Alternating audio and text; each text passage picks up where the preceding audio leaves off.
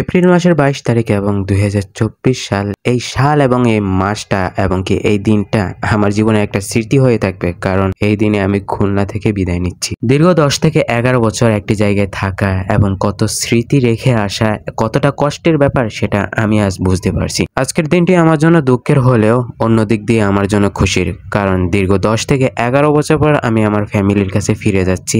জানি না আবার কবে খুলনায় আমার আসা হবে, আবার পুরনো স্মৃতিগুলো দেখা হবে। যাই হোক, এখন আমার উদ্দেশ্যটা একেবারে ভিন্ন।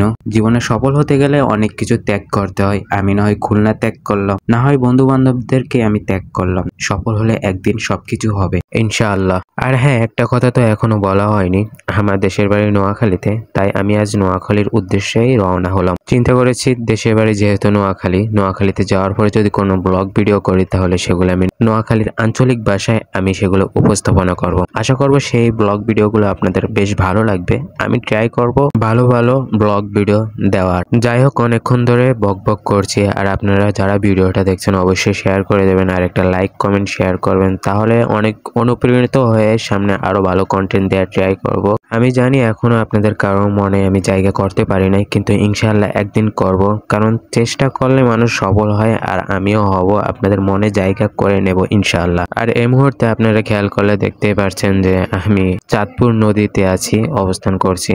আমি এখন ফেরিতে আছি, আর খুব ভয়ানকভাবে নদীর স্রোত বেড়ে যাচ্ছে। আর হ্যাঁ, আরেকটা কথা, আমি জানি এই ব্লগ ভিডিও খুব আপনারা বাজেভাবে উপভোগ করেছেন, যেহেতু আমার ভয়েস অন্যান্য সবকিছু কেমন যেন খুব এলোমেলো ছিল। আশা করছি নেক্সট কোনো ভিডিও আমি আস্তে আস্তে ভালো করার ট্রাই করব। সে পর্যন্ত আমার পাশে থাকবেন আর আমাকে সাপোর্ট করবেন। অবশ্যই আমার ভিডিওটি শেয়ার করে দিবেন, আর আমার ফেসবুক পেজটি ফলো করতে বলবেন না। তো দেখা হচ্ছে নেক্সট কোনো একটা ভিডিওতে। ভালো থাকবেন, সুস্থ থাকবেন, বাই বাই, আল্লাহ হাফেজ।